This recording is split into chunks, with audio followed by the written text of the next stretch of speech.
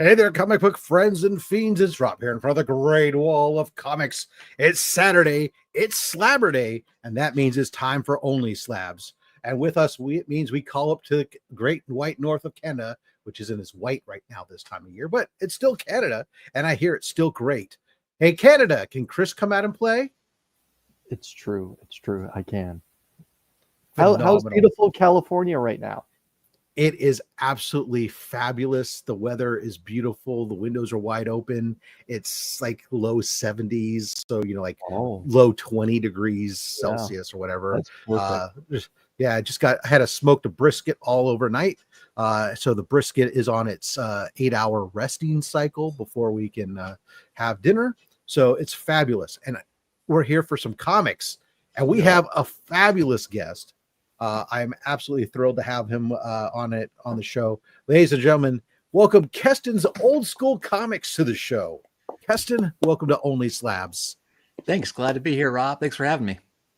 We're going to get right back to you in a second, get to know about your comic origin story and dig into some books. But we would be remiss if we did not follow the laws of YouTube. We must play Romper. Romper bumper, stomper boo, tell me do. Magic mirror, tell me today, did all my friends have fun at play? Well, Marty Alechko's here. Happy Slabber Day from Canada, everyone. And he kicks us off with that $2 super chat. Donations are great for cancer. Not enough said. And in case yours is your first time joining us, that's what this does. All the channel revenue this channel brings in, it all goes to support Comics Curing Cancer, an official campaign of the American Cancer Society. So thank you so much for kicking us off, Marty. This one is for you.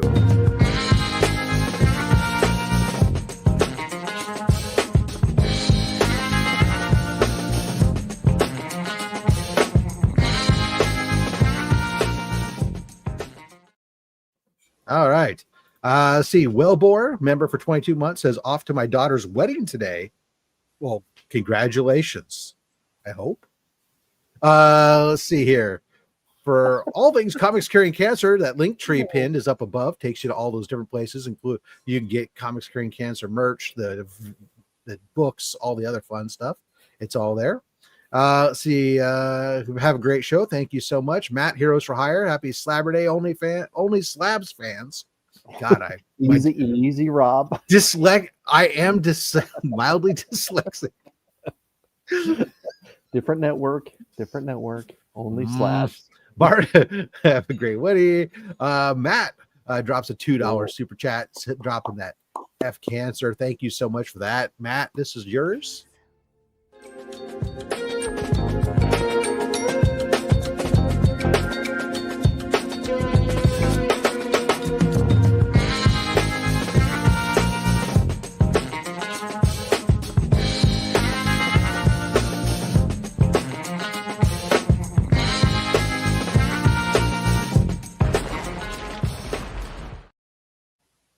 I don't know. I hope I'm not sitting there staring blankly. I have the problem again. It's cutting out on me when I'm playing the video clips. Oh, no, it's all good. It's all good. Perfect. All right. Let's see. I did that one. There we are. We're at JSS Brooklyn, dropping at $4.99 super chat. Good afternoon, Rob, Chris, Keston, and everyone. Thank you so much for that, sir. This one is yours. I bet she gives great helmet. Kiss me. No.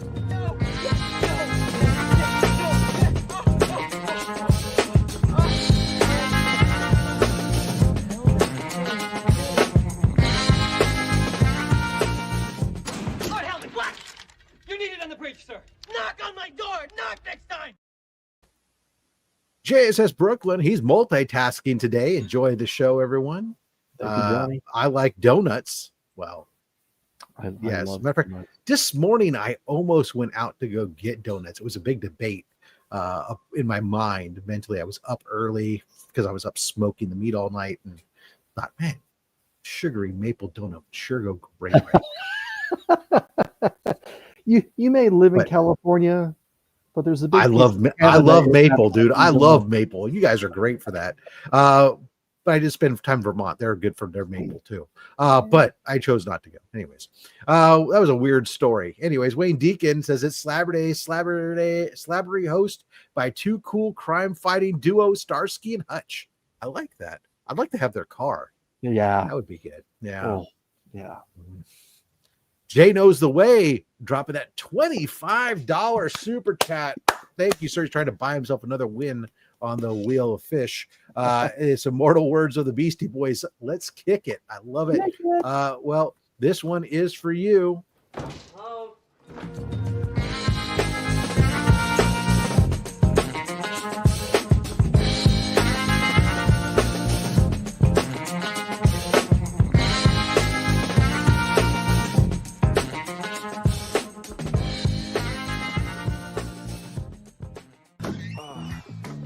That's not what it looks like. I'd like to apologize for Wayne's behavior on behalf of the rest of the UK. I'm afraid we can't currently locate his handler. That's pretty good. Legion of, where'd it go? All of a sudden I went to click on the thing, the whole chat jumped on me. Goodness gracious. There we are. Legion of Comics, good day, sir. Madam Blaster, good afternoon, beautiful. Mr. Comics 89 up, and he's ready for some OnlySlabs. Keston, I don't know if you know this, but Mr. Comics 89 is stationed in South Korea. It's pretty early in the morning there. And I think it's tomorrow. Heroes for Hire Comic Club again. Is like, let's see here. The real James Willie, not that fake James Willie. Austin LeMay, hey gang. Let's see here. Mad Spidey in Australia, also tomorrow. He's checking in with that $7.99 Australian dollar super chat. Thank you so much for that, sir. This one is for you. That beautiful bean footage.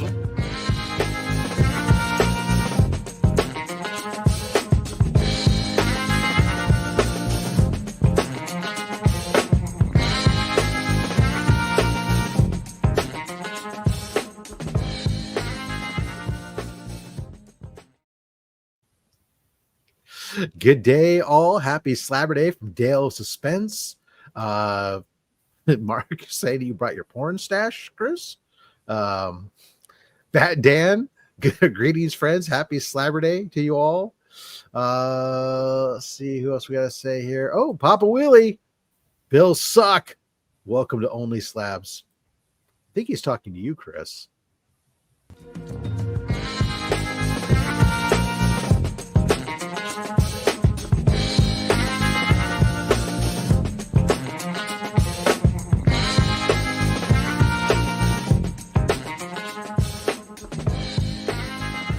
You know, I'm very conflicted about how I'm supposed to feel watching this. You know, Rob. The bills do suck. I hate getting my cell phone bill at the end of the month, the energy bill, the water bill. They all suck. Yeah, no, I agree. Yeah.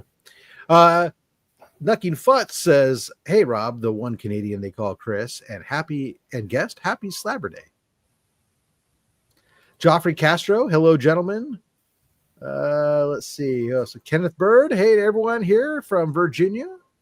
Let's see here. And Lady Substances. Happy Slabber Day, Henchman and Goon Squad. Thank you. Oh, Leafy Substances. Lady. God. Dude, if that's a dude. You know, reading is hard, okay? Brian. You're doing good day, all. Let's see. Clip on Comics, OnlySlabs for your only fans. Thank you, sir. Entropy in Comics. Oops. Greetings to the community. Lone Eagle dropping a member chat for 28 months. Thank you so much. OnlySlabs is my OnlyFans. Thank you, sir. £5 super chat from across the pond. Chant along at home. Let's go Slabs. Cancer sucks. Let's go Slabs. Cancer sucks. I love it. Thank you. Yeah, exactly. Yeah. Thank you.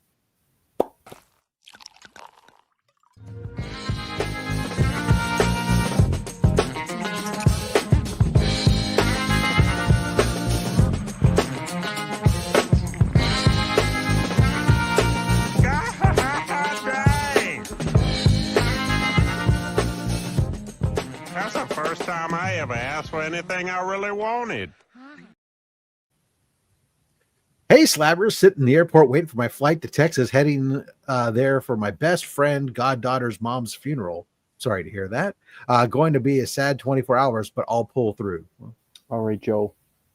Yeah. Thanks for stopping in while you can. Let's see, I was smoking something all night as well. Last time I was up all night smoking meat, I was in college. Phil Aileen, hello, everyone. Let's see here. Valen Rook, hello to y'all. Get through here. Retro Scorpion, hey buddy. Thanks for coming by. Comic Cap Collectibles. Yo, hello all. Ronnie Johnston. Whoa, you guys are starting without me. It's true. We start on time, whether you're tardy or not. Tate Prime. Hello, Baloo all. Let's see. Cat Fan Comics Man. Happy Slabber Day, everyone. Rob and the Comic Vet. Triple G Comics. He says, the heck with you, Dr. Von Hoot. This is how I do it. And drops $9.99 super chat. Says balls to cancer. Thank you so much for that. This one is for you.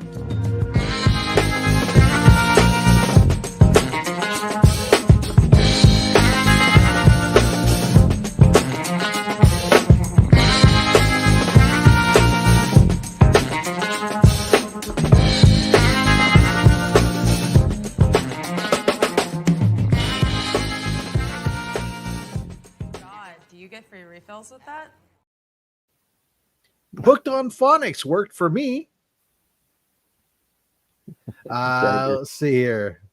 And let's see, Marty Lechko. I said that. Hello to you. And Comic Ozzy. Nice to have you back with us. Comic Ozzy afternoon, fellas. I think we got to everybody. I hope I didn't miss anyone. If I did, I apologize. It was completely and 100% unintended. But we're going to get into here's Ronnie Johnson says, here's my late fee then. Well, we don't charge you for being late, but we'll definitely accept it. And that caused us to go back around. This one's for you, Ronnie.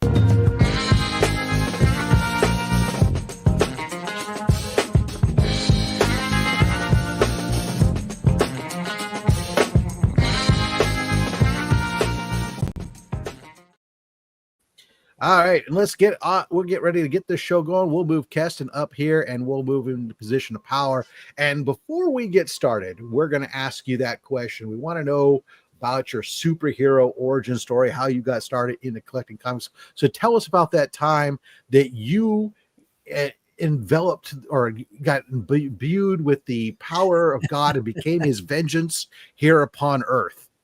Yeah, I love that verb, imbued. That's a great one. And yeah, my vernacular knows no bounds. Right. Yeah, Rob and Chris, thanks so much for having me on.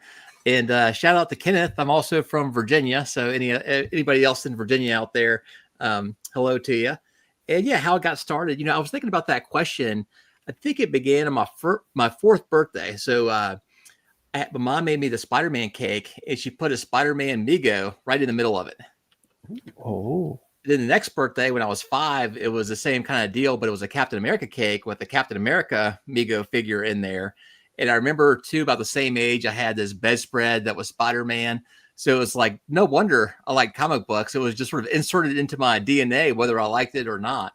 And then in terms of like actual comic books, I was about 10 years old when I actually spent my own money on comic books. And this was in 85, and the comic books cost 75 cents. Some of y'all might remember that. And I remember getting G.I. Joe and Amazing Spider-Man at first. And then every week I'd go up to our local mini market, and I only had a little bit of money. And quickly my wanting of comic books outstripped the money that I had. So I had to figure out, how the heck do I generate some income? And I wasn't that, didn't have that much ingenuity. So I just went through the house, looked through all the sofas, try to find any coins in the cracks. We'd also have these little bowls of coins. Every payphone, try to reach in the change. Yeah, anything I could do. I'd reach under the laundry, the washing machine or the dryer, try to get something out there.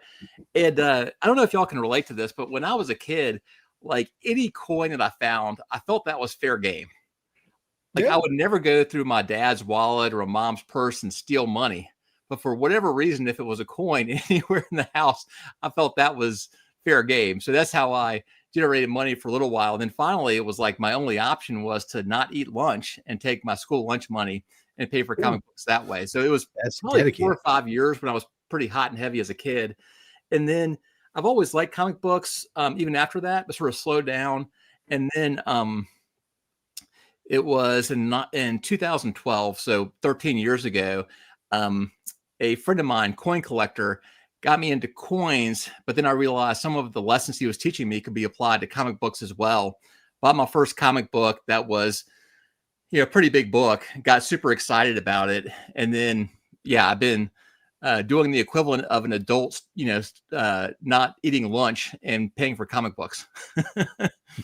That's great. I was fortunate. For me, we had on my way to school, there was a golf course, and there's always golf balls randomly like in the gutter or something. So I pick up golf balls and clean them. Then you go walk through the parking lot and sell them for 50 cents or whatever to people. And it's probably a better move than not eating. But we find some ways to spend money on our habit. That's for sure. That's right. All right. Let's kick it off. Let's see what the first book you've chosen to break out today with us and fire it up. Sure. So that first big book that I was telling you about that I got was this one. And many of y'all have seen this before. And it is amazing. Yeah!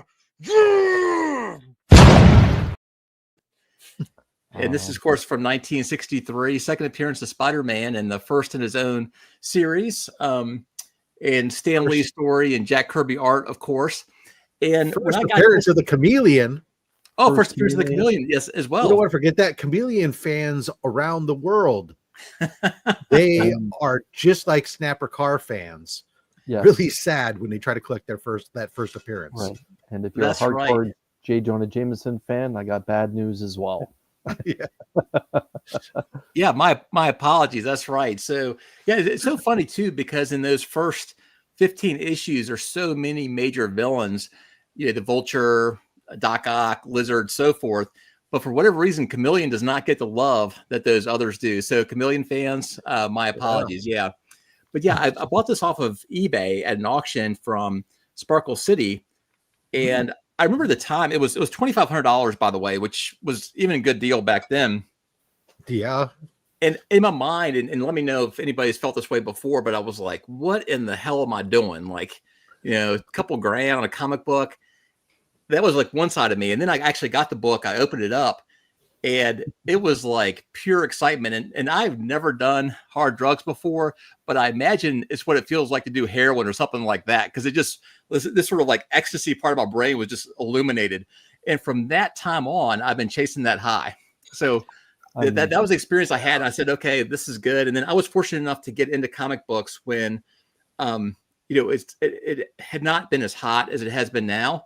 And so even though things have gone down a little bit, I've still financially, done pretty well with comic books.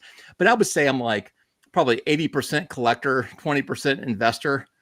And so when a comic book goes up a little bit in value, it's like, Keston, you made a good decision to go seriously into comic books, I think that even if you bind them as a collector from a standpoint, I mean, collectibles have value.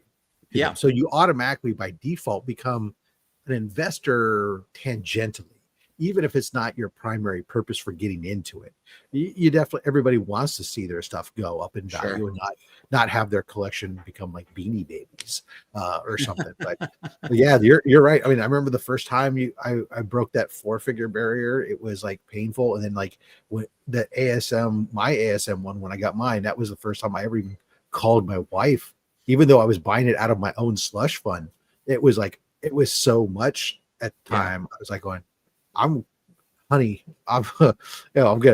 thinking about this. And she's like, am I talking you into it or out of it? And I was like, no, I just want a sounding board. Make sure I'm okay with it. I know. When I picked up mine, I like you, Keston, I got mine off eBay as well. It was obviously the biggest purchase I had done at that point, and flipping the currency conversion from Canadian to American, I thought am I doing something totally insane? But you're exactly right. I recorded the moment that I opened it in the United States. Wow. And yeah, it's just an incredible moment. And yeah, and it's funny you say that I've been kind of chasing that high ever since. But yeah, those big value books like what you were holding in your hand, it's something special. But if it's the first time making a purchase that's that large, I think everyone can relate to the thought of, what am I doing here? Yeah, that's exactly right. And then now I have a bunch of junky friends like myself who help justify it. Like, oh my God, I'm going to spend X amount of money. They're like, oh, Keston, I think that's a great idea. All right, thanks, man. as long as it's your money and not theirs. That's right. That's right.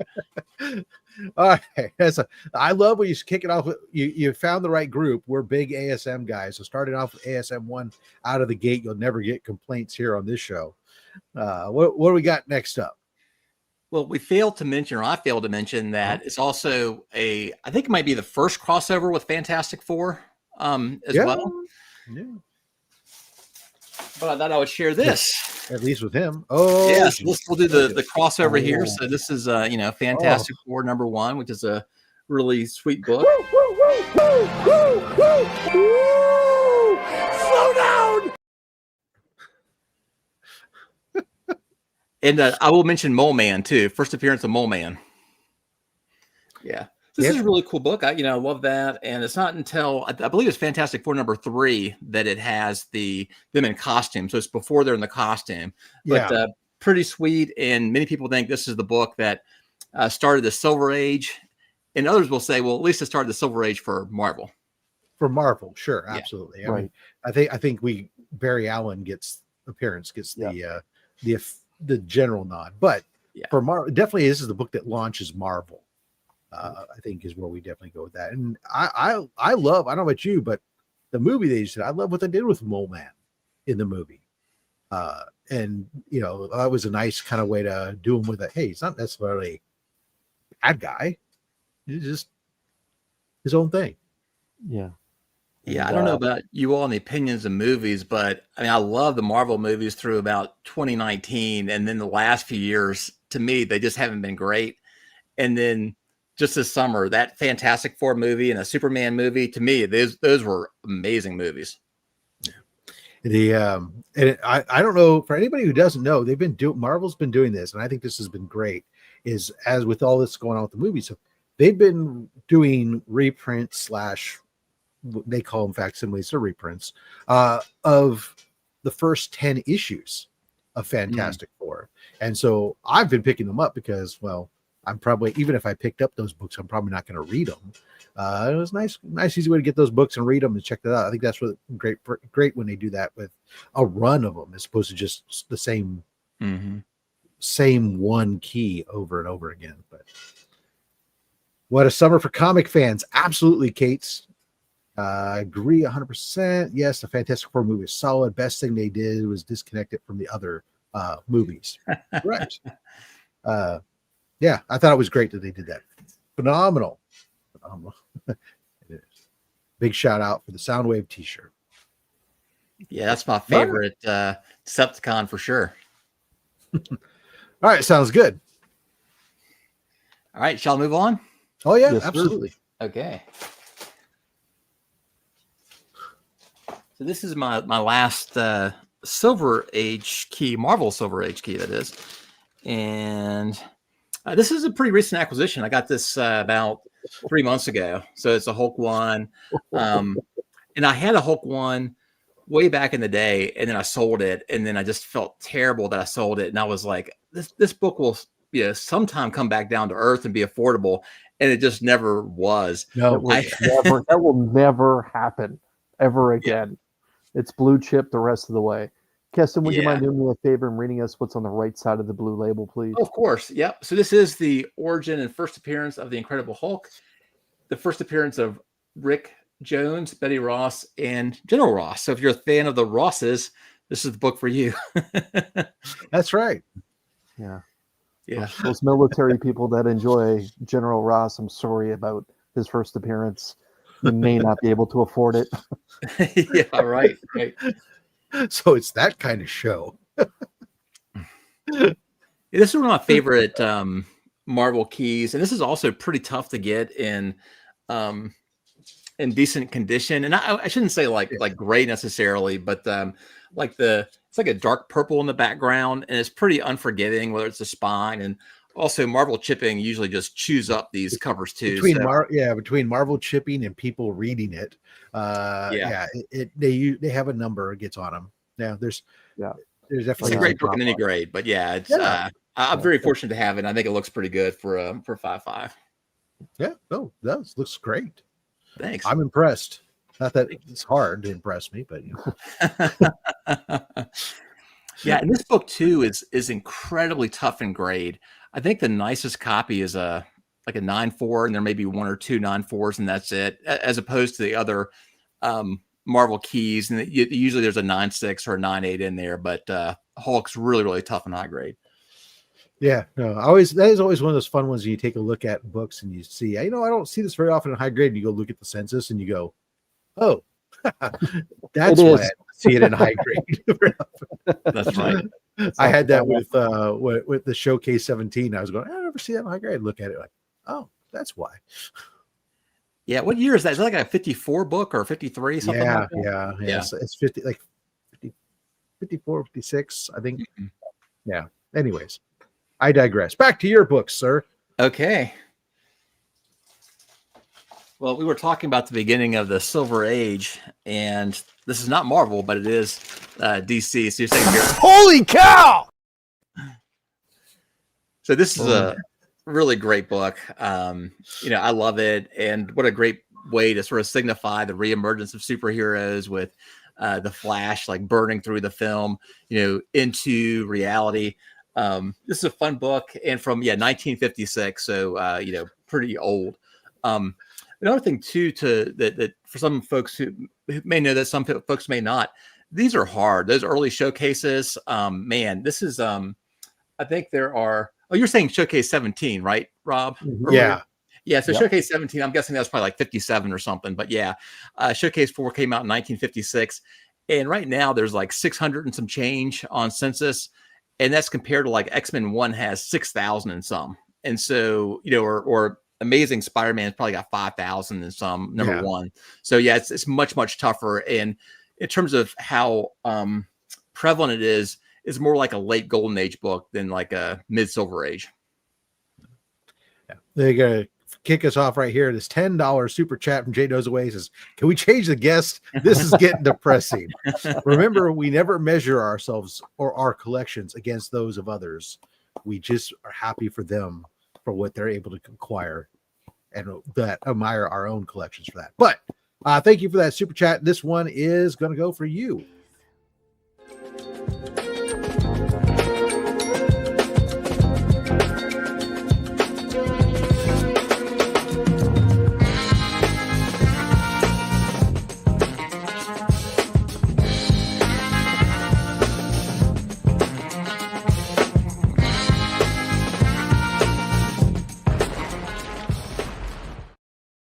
All right, and we're back. Does Keston have Showcase 8? I don't have Showcase 8. Great book, though. What is Showcase 8? I'm not, off the top of my head, I can't recall. Showcase 8. Why am I blanking now? Keston, if you want to get your next book, I'll take a quick look. Yeah. So the earliest one I have is 15, I think, which is First Space Ranger. I am going to shift now to what my passion is. I do love the Silver Age books, but I really got into the Golden Age hard, and I like the obscure books, and I like books that have really great covers too. And so this is one where it's just a 1.0 in brittle pager, but it does present pretty well. This is Scoop Comics 2, if y'all ever heard of that book. I actually have. I've seen a few copies of Scoop. It's always one of those recognizable trade dresses. Yeah, and it's really a beautiful cover. I think it's one of the best of the golden age. And I can't remember when I first saw it, but just like, wow, this is phenomenal. And then I was looking at auctions. I waited like 2 or 3 years, didn't even see a copy. Finally, one came up, went way too high for me. And then I've got it, several years later. But yeah, this book is from 1942. It's a Harry A. Chesler book. And so that's kind of an obscure publisher. And there's somehow that the Harry A. Chesler is also related to Centaur, if y'all know that publisher. But these are sort of publishers that have been lost to the hands of time, so to speak. But yeah, this is a good cover. Now, Chris, you're probably going to ask, who drew this cover? Not acknowledged on cover. Yeah, not acknowledged on by CGC, but some folks think it's Charles Sultan, who was an artist, which I think is a pretty good guess for who it is. But yeah, really sweet, pretty cool covers. And you might be, if you look at it, you're like, how the heck is that a 1.0? Well, one, it does have the brittle pages, which will bring down the grade. And also the spine is completely split. Split spine, yeah.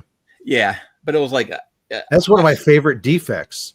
It is great, yeah. Because once you slab it, it doesn't look any hardly different. And you can get a beautiful book at a reasonable price because of it.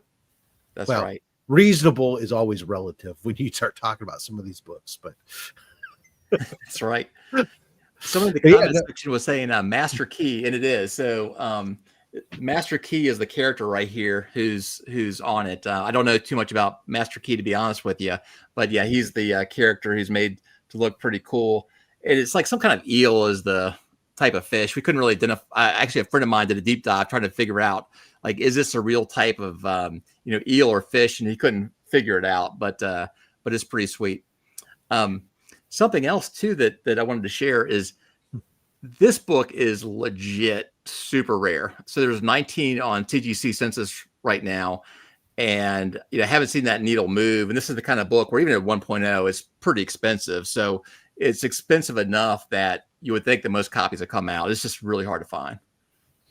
Yeah, and we were talking about how guessing about the cover artist, and that's something that for those of you guys that don't actually collect or haven't got dug too deep into the golden age, is fairly common because a lot of these things were just they're workshopped in and in the bullpen full of people, and attribution was not necessarily recorded, and so a lot of times it's people later on trying to go, okay, well, we knew these people worked there, maybe, or they're looking at piece of art and trying to compare it to other piece of art and speculating who might be this or might be that. And so it's really crazy sometimes. And you say, man, how do we not know? But record keeping was completely different. Nobody cared who was drawing it back then. It was just, all right, turn out those pages and we give you your dime. Let's move on.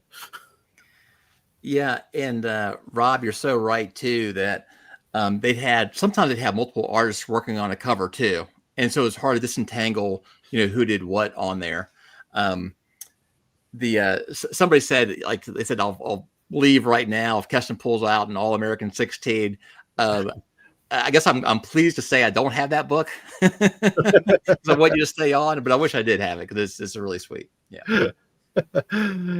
Who's the publisher? Is it the same as Punch Comics? It is. Yeah. Harry A. Chesler is the publisher. You can tell from the poster in the background that yes, it's a similar trade dress. Yeah, sure is. Yeah. Even this right down to the same number of letters in the title. Yeah. Awesome. All right.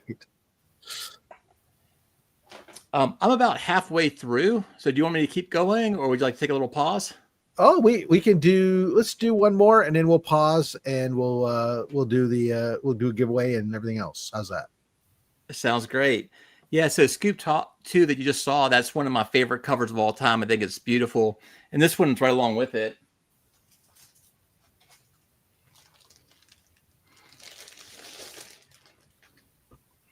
So this is 7 Seas Comics number 4. Wow. Yeah, it's oh my. And this one's one of Matt Baker's finest. So some folks may be familiar with Matt Baker. To me, he's the best good girl artist that's ever lived and really could capture like women's expression super well. And yeah, this is an underwater scene where there's a shark that's approaching her, and she's got a knife about ready to attack it. It's really spectacular. So this is one of my all-time favorites. My wife loves this too, which I'm very fortunate. My wife is actually a comic book fan. And so when I say, hey, I spent, $5,000 on a comic book, as long as I'm resourceful in how I do it, usually selling other books, she's okay with that. Yeah, I always joke about, I was lucky enough my wife came into the marriage with long boxes. I didn't bring long boxes into the marriage. She did. Wow. Very good. Very Keston, good. Yes. I'm just curious, what's actually the back ad for this book? The back ad. Oh yeah. It's this underwear ad. Appear slimmer, feel better, look younger with the Commander. Oh, because before that people were going Commando, so now they upgraded to Commander. To Commander, and there's it may still work. I don't know if you send in this coupon, Chris. Free 10-day trial, only $2.98. So you can put on the Commander and see if it does some magic for you. That's good value for tidy whities. Yeah. I always also like the difference. Some of those ads has difference, like, oh, you need to put on weight, and you need to the difference of how beauty and everything was perceived. But and I gotta say too, did they even know who their audience was? Like, they're featuring like, did they care? Like people our age on there, and I'm like, were 50-year-olds reading this thing? Like, I doubt it. Well, the audiences were different for some of those books. It really was. It was, there isn't television during some. Well, there was in Silver Age and stuff, but in Golden Age it was, TVs of 1950s thing, really. So as you start to creep into people's homes, so there's lots of different reading and different stuff that's going on, and so I think that those. I think the audience was different. There was a lot of those books that were written for different readers, and which is why we had the whole stuff with pre-code stuff, that people writing books that weren't intended for children, but but then people were afraid they were getting their hands on everything else. All right. Well, let's we're gonna get ready to go ahead and do our first giveaway here in just a moment. But before I do that, I want to let's turn off that for a second. And let's make sure we tell everybody Comics Curing Cancer is coming up October 24th through the 26th. That'll be our big 3-day event. So this is really kind of a big call to action. We are, if you think about that, we're 2 months away. And since we need to get stuff in and inventory it and everything else, we're really just about a month and five to 6 weeks before we can't, to get everything in. And we have very little that has come in. So please, guys, take a look in through your collections, look at your stuff. If you have items that you've upgraded recently, something you've had listed maybe on eBay for a long period of time that isn't selling, that I'll take a tax credit. What the heck? Go ahead and reach on out to us at Comics Curing Cancer on Instagram or Facebook, or reach out to myself directly on Instagram, and we'll get you the information, get that sent in so that we can utilize that to raise some additional revenue for the American Cancer Society during the big auction events and stuff. What are we looking for? We're looking for keys. We're looking for graded books. We're looking for collected editions, quality items that you would be willing to buy at an auction, essentially. Even tangential comic book collectibles. So reach on out. Let us know. We'd love to get those things going. We do have, like I said, tax donation receipts are available from the American Cancer Society for the value of the item that you donate. Please take a look and check that out. Also, if you don't have anything that you donate, but you want to pick something up, if you haven't picked up a copy of this, the C3 art book, cover art by David Sanchez and interior art by a bunch of different professional artists, that is available on comicscuringcancer.org, as is that Crow Dead Time Sumerian with cover art by Ace Continuato.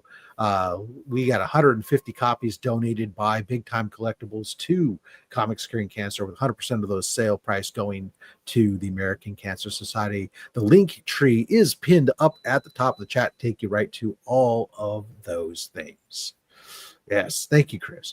And last thing here, let's say hello to all the henchmen.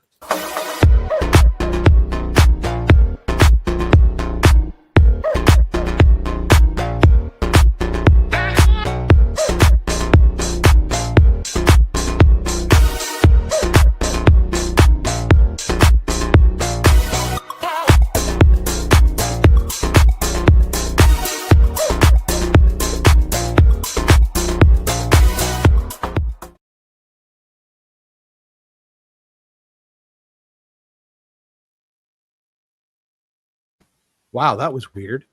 Yeah. That's a spicy meatball.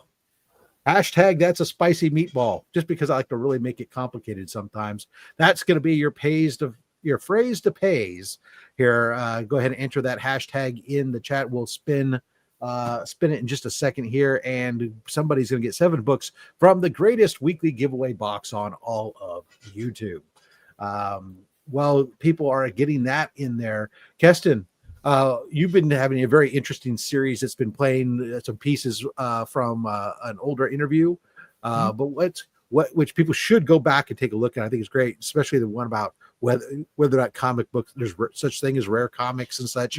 But what's coming up over on Keston's Old School Comics? Yeah. Well, recently I've been able to get back on the show, a fellow named Gary Carter. And Gary Carter is as old school as they get. He worked with Bob Overstreet for many years, and he was a co-author with Bob on the first official Overstreet grading guide as well.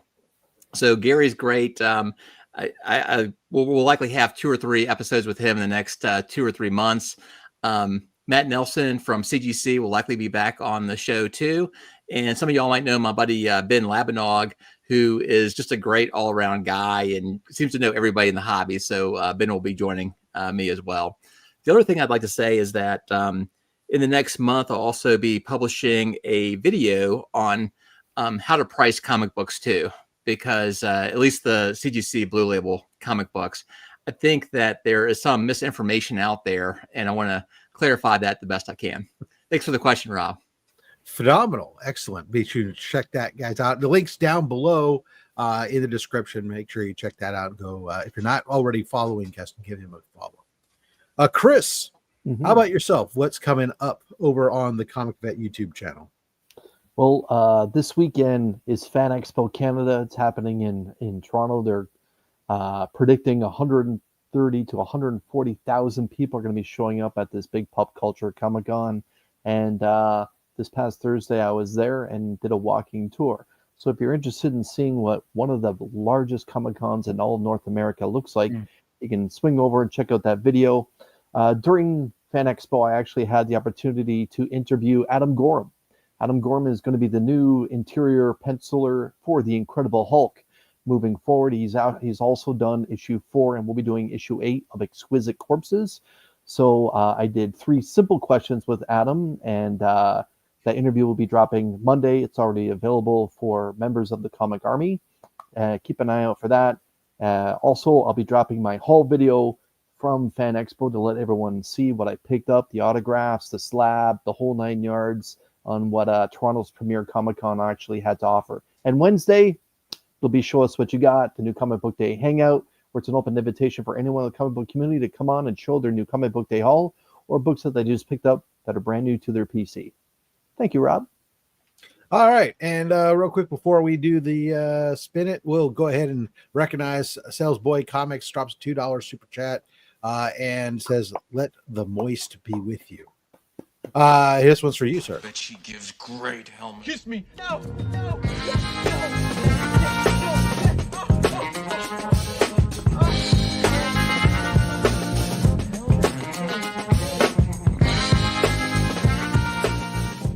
Lord Helmet, what? You're needed on the bridge, sir. Knock on my door. Knock next time. I like that one. Why my mic muted? All right. We're going to go ahead and spin it to see who wins it. Ladies and gentlemen, say it with us. Wheel of Fish. Thank you, Weird Al. The winner of this, our first set of pulls from the greatest weekly giveaway box on YouTube, Both Barrels Bell. Congratulations, Chris. Congratulations there. All right. That's a great They handle. got the box. Watch your back. Yep. We got the short box full of books here. Keys. Now, Keston, here's the way this works. You get the pull here for Both Barrels Bell. We're going to pull 7 books in total from the box. Now, you can either give me a number 1 through 10 from the front, 1 through 10 from the back, or we can play back to front. You just tell me where to stop. We'll freeze there, and then you tell me whether to take the front book, the back book, or both books. Gotcha. How about from the back, number 9? Number 9 it is. 2, 4, 6, 7, 8, and 9. Okay. Next up. Okay. Third from the front. Let me make that so it's visible here. 1, 2, and 3. Okay. Okay. Then let's just do scan. Yeah. There you go. Right there. Front, back, or both? Both. Okay. Okay. Let's do right there. And do front. Okay. 2 more books. Okay. Right there. And Okay. back. Back. Okay. 1 more book. How about the very back book that you have? You got it.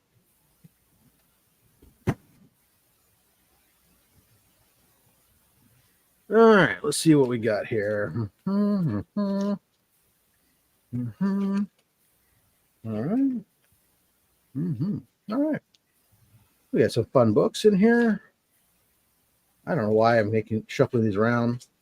Doesn't really matter, I suppose, but it's fun. All right, first book up, we got Hulk issue 205, The Death of Jarella.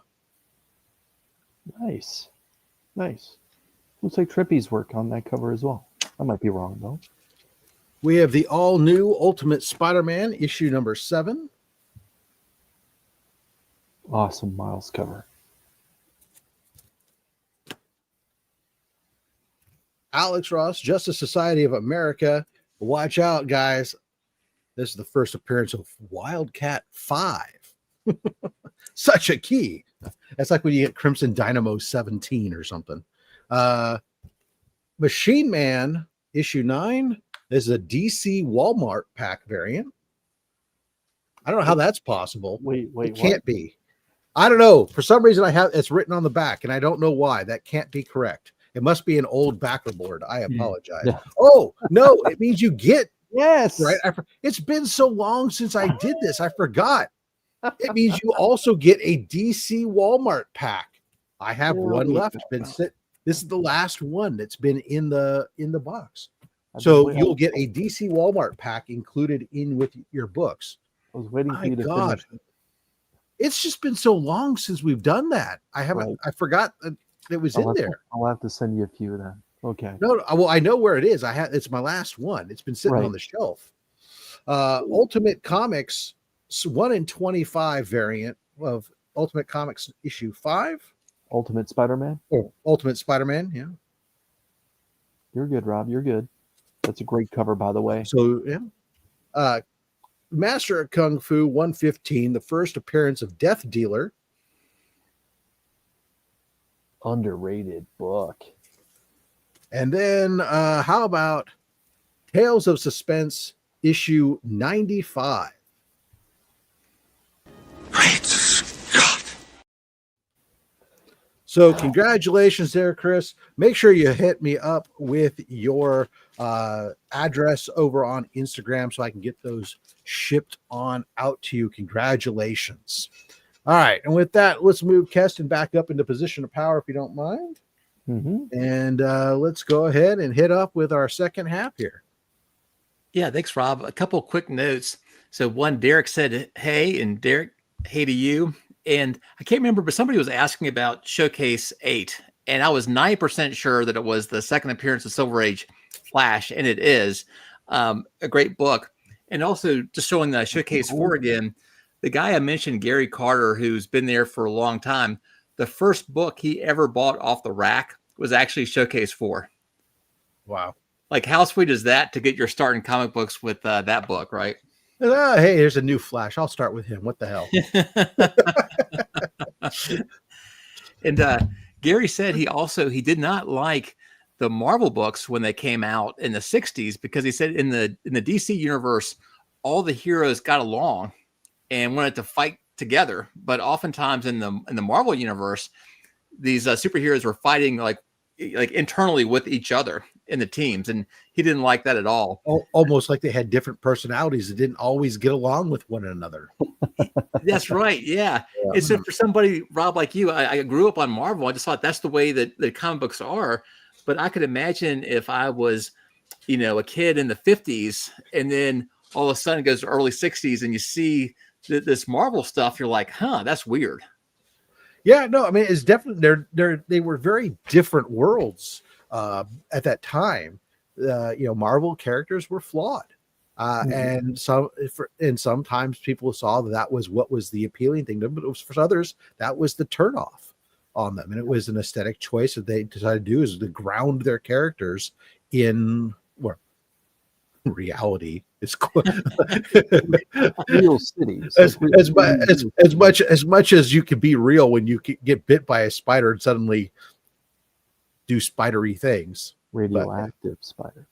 That's right. Yeah, that's right. Well, let's just be honest. As when it comes to the origin stories, though, Peter's is nowhere near as good as Miguel O'Hara's. Come on. His was science-based. Anyways, let's move on. So was the Fantastic? Never mind. So the next book. It's always radiation in the 60s. Always radiation. Exposed to radiation, bitten by a spider, gamma radiation, space radiation, cosmic radiation, whatever. This is the biggest book that I've brought with me. And I think it may be the earliest as well. It's April of 1940. And this is More Fun 54, which is a great book. So the first appearance of the Spectre is in More Fun 52, so just 2 issues before. But this cover is just, gosh, in my opinion, one of the greatest covers of all time of a superhero. And a 9.0, no less. Yeah, this is Chris. This is from the Nova Scotia pedigree too.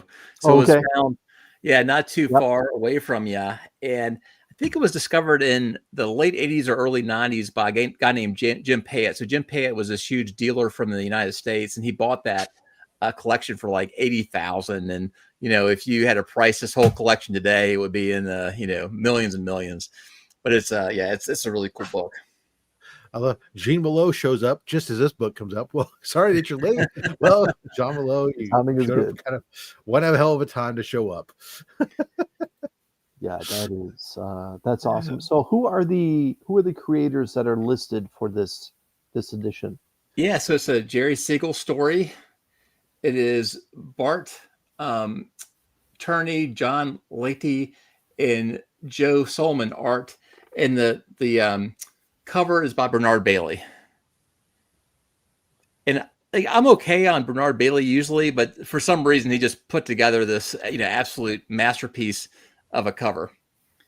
And also some people like this too because it was More Fun Comics, and they were like these print restrips for a number of years in this particular title.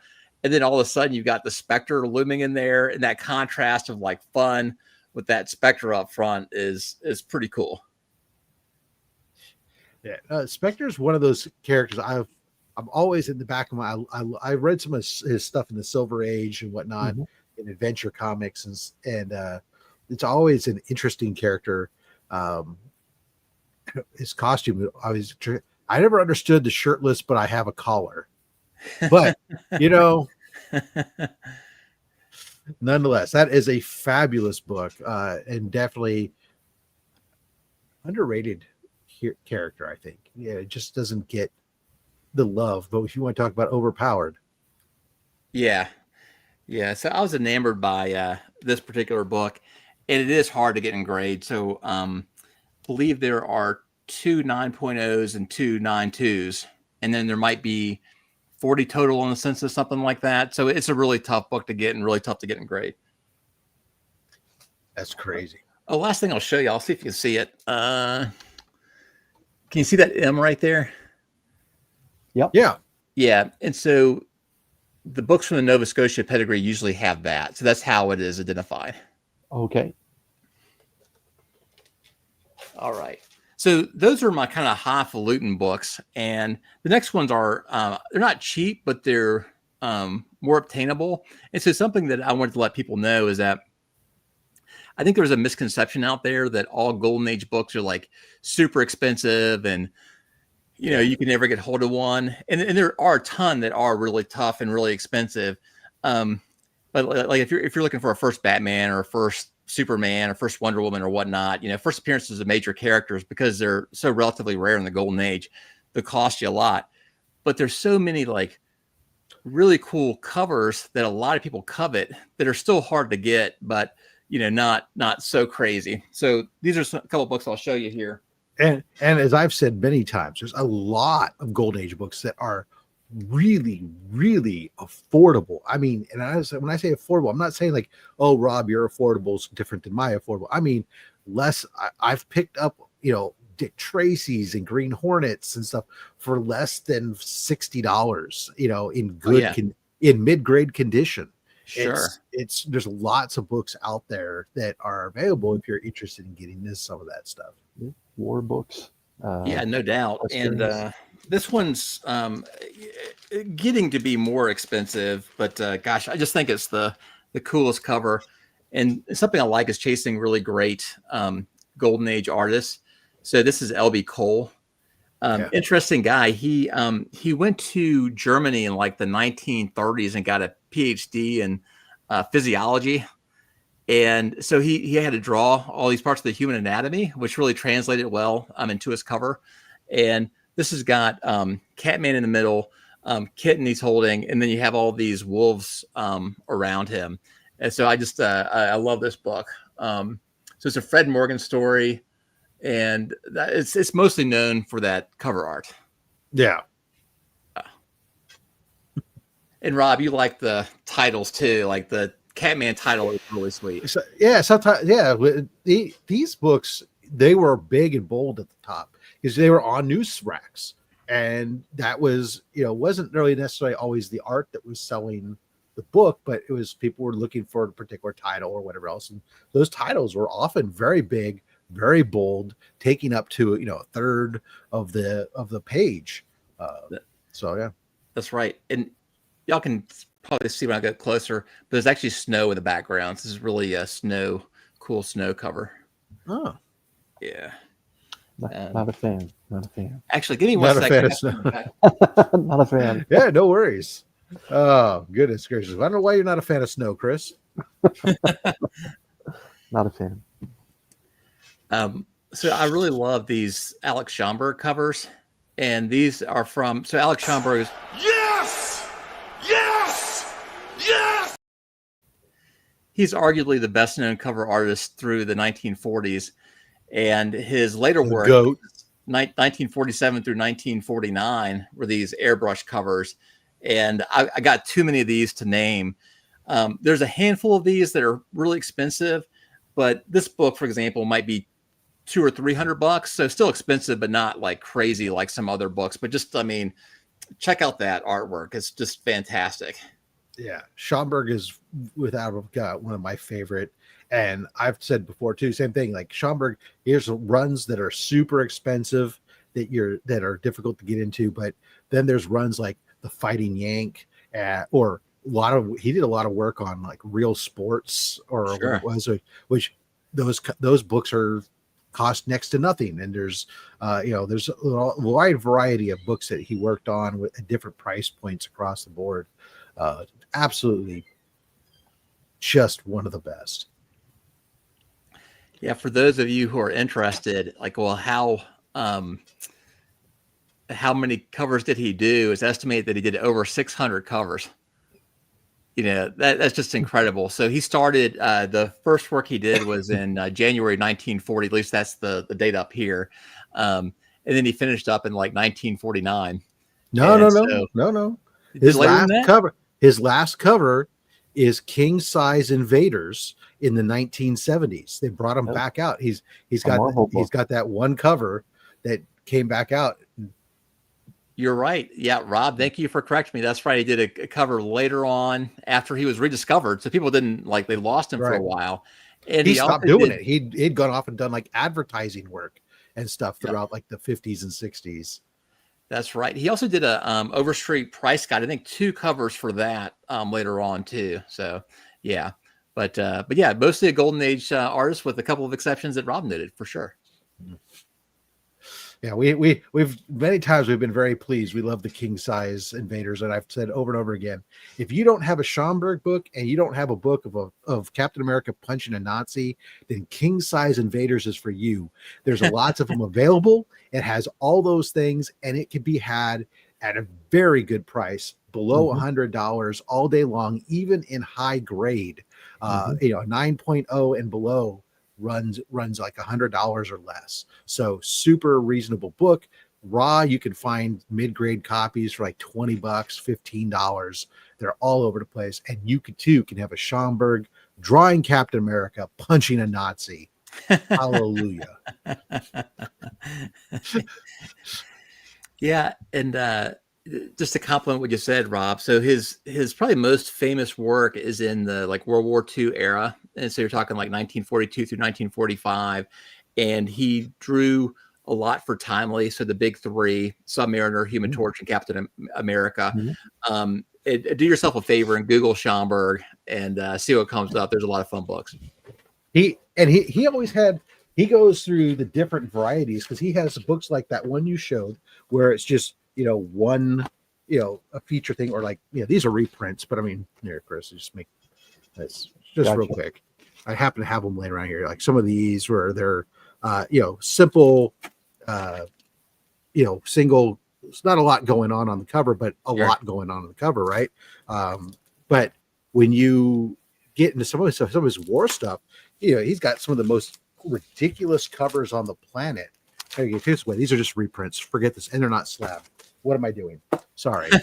They just came in. I ordered a whole bunch of these Starling comic reprints to be able to go through them and read them. But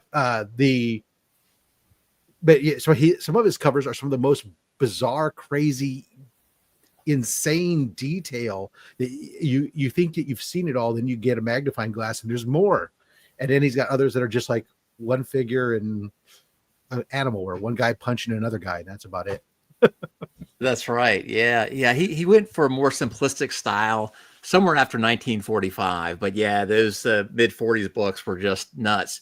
And he had, Rob, you might know more than I do, but like he worked as somebody, I think, with engineers in terms of like drawing equipment, and had to be super detailed. So he took that sort of idea about like super detailed work into comic books. And I have a friend of mine, actually, the same person. This is a cover recreation by Ryan Heshka. And so Ryan has recreated a lot of covers. One thing he'll say about Schomburg is that for most of the time, if you blow up a cover and make it bigger, you have to add in a lot more detail.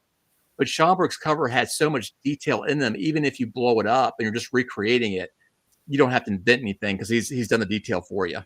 Yeah, it's great. Some of the stuff is just mind-boggling.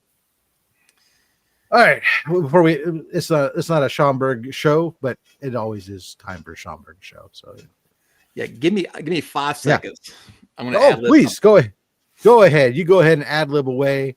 Meanwhile, I'll flip over to, let's see. I always got something. Let's say hello. Let's thank those Goon Squad members.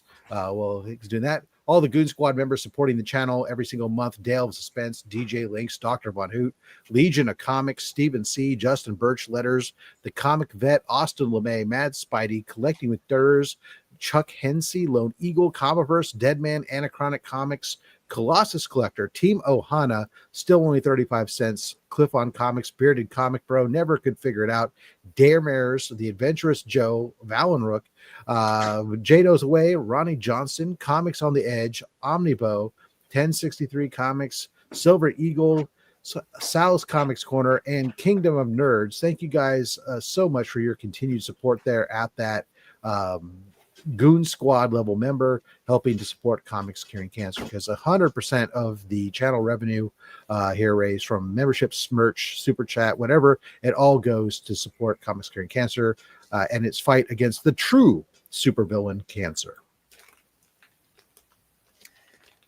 Thanks, Rob, for buying me a couple minutes of time. Yeah, no. Yeah, but just these are some of the ones that you showed. So there's a the real ones. Thank you for saving 48 me. There. Yeah, sweet. And then I've got and And there's 4 main titles for these Go Girl books later on. So it's exciting, thrilling, wonder, and startling. And startling tends to be a little bit more expensive than the other ones, but they're pretty sweet.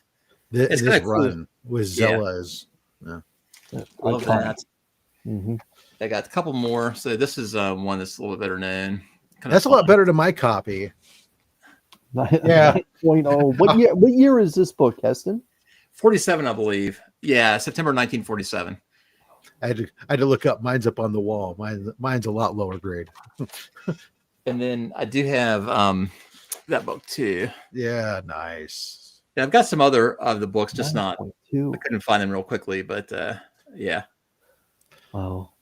I got on this huge kick. It's a great run, and that's exactly why I picked that up, because I was gonna get that run. I think the first one I ever picked up, of course, was the infamous 49. Which absolutely, the Grail. That's my Grail of all Grail books, type of thing. And although we've had that book on here twice on this show, okay. And in absolutely the most ridiculous, we had a 9.6 graded copy on the show one time. Wow. Okay. I just it made me cry. That's the highest graded copy. I think there's like 4 or 5 in that grade, but 9.6 is super high. Who was that, by the way? Nerdy Girl. Yeah. Oh, Nerdy Girl. Yeah. I have. I mean, I didn't bring it, but I actually have a 9.4 copy of that book. So it's pretty steep. And I got that. I mean, it wasn't cheap at the time, but I bought that like in 2013 or 2014. So it was not crazy like it is now. Oh, Mark, stop trolling. Okay. Well, let me go on to. I've got 2 more books. Is that okay, Rob? Perfect. That puts us perfect. Welcome to Doc, who's come. Doc comes by to say, Keston.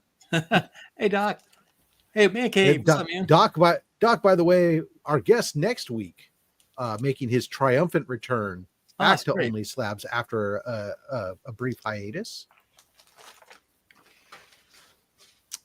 Now, this one's pretty dumb for me to show, only because I do think it's one of the best values out there. And so if I was smart, I would be just hoarding this book as much as I possibly could. But this is actually my only copy, because I can't believe that it's as cheap as it is.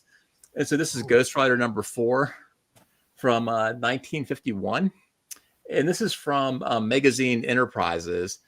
And just an absolutely gorgeous cover by Frank Frazetta. And I got this one for something like $1,200 just a few months ago, which I mean, still a decent amount of money, but you can get lower grade for under $1,000. And to me, if you can get something that it doesn't say classic cover on here, but to me, I'll just go ahead and say it's classic. But anyway, I just can't believe it's somewhat reasonable. Awesome.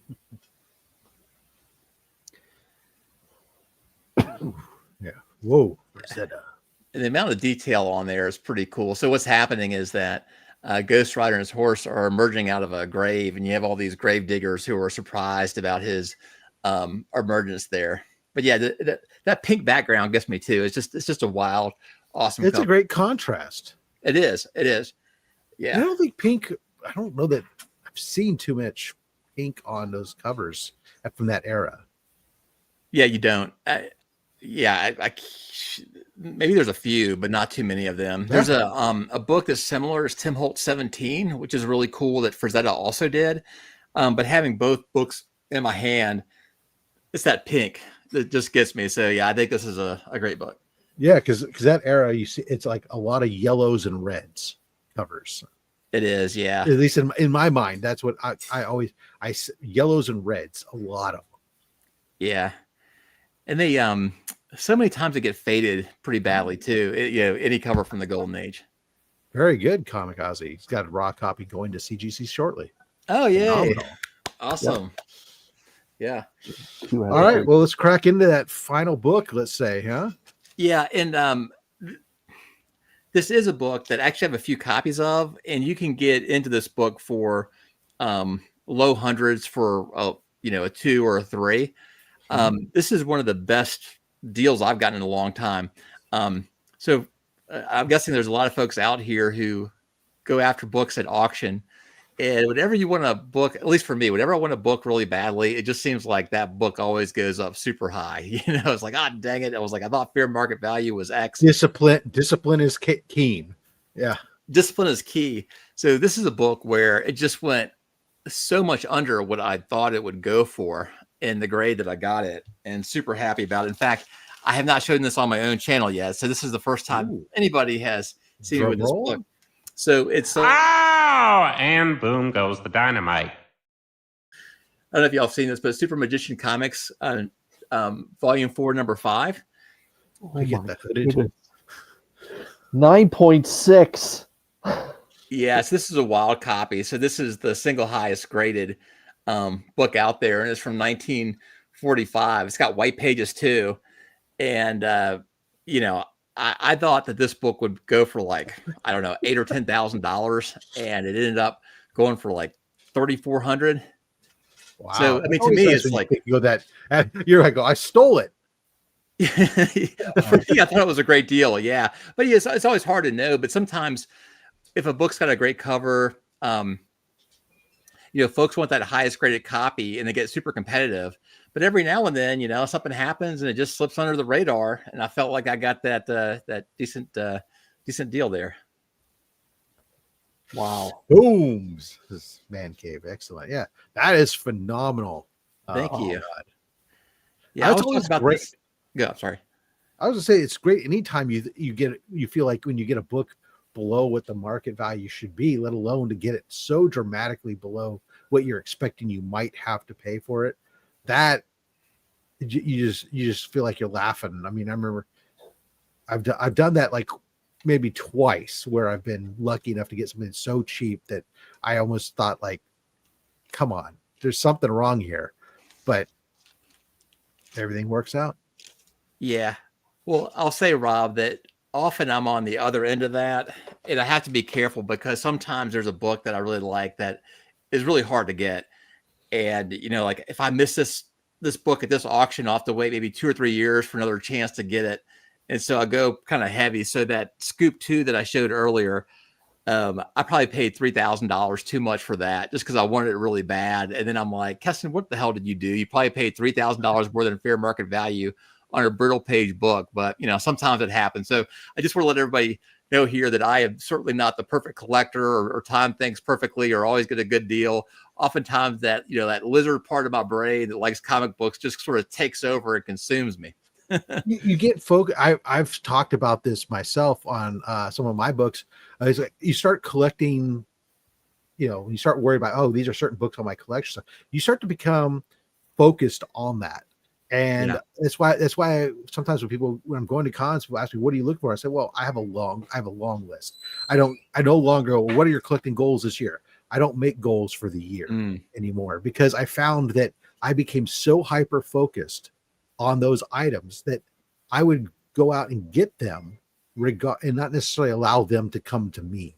And so sometimes you end up overpaying. Now I'll still do it from time to time because, I'm working on this run. I just did it right now recently because I've decided I was going to finish off my Eternals run. In the last book I've been fighting forever. And finally I just said, this guy only wants $15 over market. And $15 isn't a lot of money in reality. And it's like, he's the only one with the book that I've seen in this grade that I want. Just pull the trigger and move on. And I probably could have waited him out, but it was like the last one you needed. So those things happen. Yeah. We just hope at the end of the day, it all comes push to shove. I feel this last time I was had to pick up 5 Peach Momoko covers for $300. Ooh. Yeah. Drug trade is profitable, apparently. Yeah. You're at a time. Any Chamber of Chills 19. Why not? Why not? Why not? Let's see. Unbelievable collection. Congrats. Great books. Few slabs he shows has doubled in value in the past 40 years. Anything. Hey guys, thank you guys all for coming out there. Let's get this going here. Hashtag OnlySlabs. That'll be for our second set of pulls from the greatest weekly giveaway box on YouTube. self-titled. Let's see here.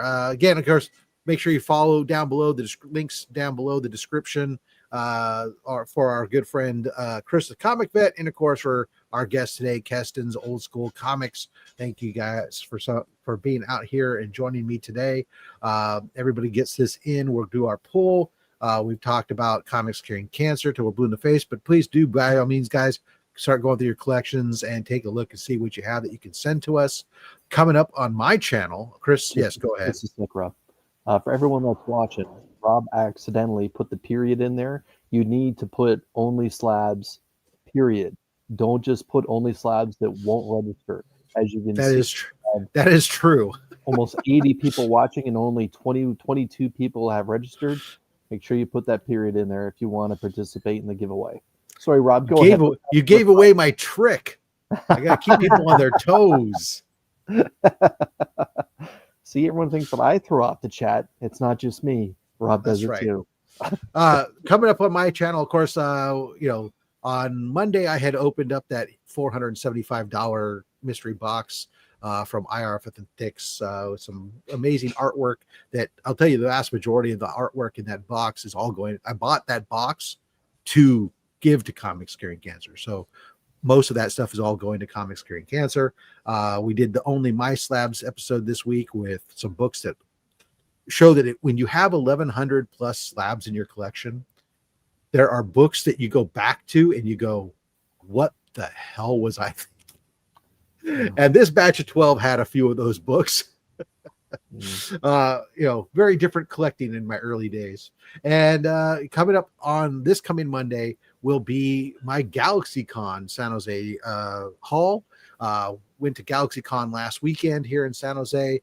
I managed to pick up some books. More importantly, I got some amazing commissions.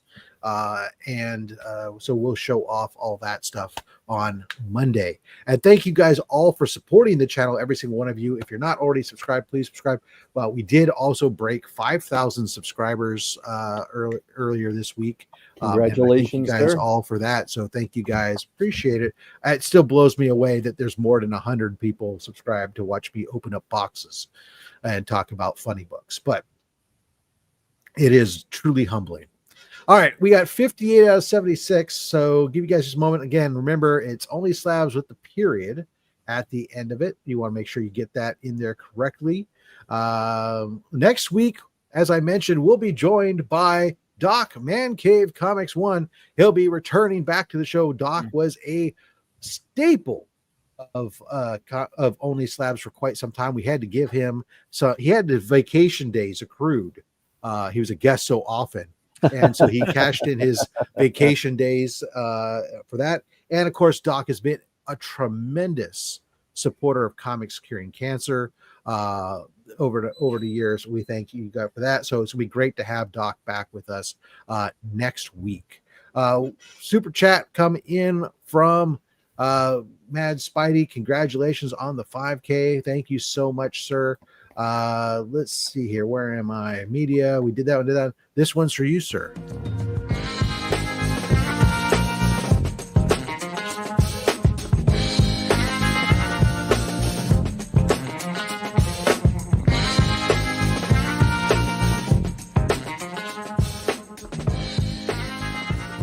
I'm very conflicted about how I'm supposed to feel watching this. All right, this is going to be your last chance. It's OnlySlabs, period. Hashtag OnlySlabs, period. That is in 10, 9, 8, 7, 6, 5, 4, 3, 2, 1. Round and around and around she goes. Where she stops, well, the internet knows. Our winner this go round is banger Legion of Comics. Holy cow, he hasn't won in forever. And that's exciting because Legion of Comics is bound to put this in the hallway and never open it. Notoriously, Keston, Mark, Legion of Comics, one of the fellow coordinators for Comics Curing Cancer, by the way, and I co-host his Friday morning show with him. Mark has won many times over the years. Back in the show's early days when it had a different name even. And he's just collecting the boxes. So anyways, Watch your back, Rob. maybe Chris can entice him with just the right books that he will decide to open up that box after all. What are we going to pull for him? Number It's 3 funny. from the front, and number yeah. 3 from the back. Yeah. It's funny. Mark and I have similar tastes in a lot of books, but books that we don't, there is a massive gyre between the two of us. All right, no one I love pulling books more than Mark from Age of Comics. All right, let's let it ride. All right. And stop and let your finger split those 2 DC books. And stop and let your finger split those 2 DC books. One more. Let's go number 7 from the back.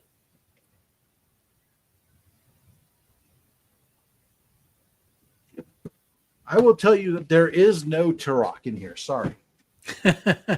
Well, he will accept Valiant, not just DC. He will accept Valiant. If I could trade out 7 books of Turok, he would open the box. Oh, he'd make a video. Oldest unopened pack goes back to January 2022. Oh, all right. Well, I was in my 40s then. Here you go, Mark. Here's the books that'll be rotting away in your hallway. First up, we've got Batman 497, The Breaking of the Bat. Oh, that's a great book. We've got Invaders issue 7, the first appearance of Baron Blood. That's a great book also. This is one of my favorite series from the 70s. We've got Beckerman's one of his all-time favorite books in giant-sized annual Amazing Spider-Man, the first appearance of Speedball. Yeah, that's Speedball, not the Speedball you might be thinking of. We've got the second print of the first New Warriors. Another Beckerman classic. Chris, the comic book vet classic. We've got Alpha Flight issue 1, first appearance of Puck and some others. That's a great book as well. We've got the second appearance, official, or the second comic book appearance and first Bronze Age appearance of Black Adam. No, that's not true. That's not true. That's the wrong book. This is just Captain Marvel. Sorry. Black Adam's like 28 issues later.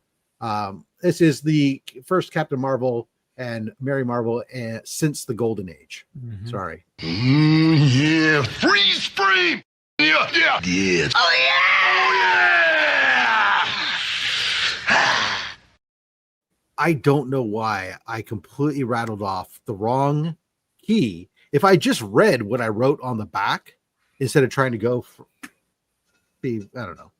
Anyways, still there's that. And now the last book in here, we've got Marvel Team Up 95, the first appearance of Mockingbird, Frank Miller cover, and also has there's apparently inside here, there's a hidden message in the book, in that there's a car in the parking lot with a license plate. This is FUQ. This is back when Frank Miller used to enjoy what he was doing. When it came to drawing. Anyways, congratulations. There's some good books there. First Mockingbird, Captain Marvel, Alpha Flight. Good stuff. Mark, congratulations. Those will be coming your way. I promise never to open them and appreciate you, Rob. I'll do my part to keep the message in. Yeah. All right. And that's going to do it for this episode of Only Slabs. Special thanks again, Keston, for coming on out. Join us next Saturday, same slab time, same slab channel, as we welcome Man Cave back to the show. And make sure to follow us on Comics Curing Cancer on Facebook and Instagram at Comics Curing Cancer, or check out comicscuringcancer.org. Very good. Congratulations to you all, and we'll see you next week.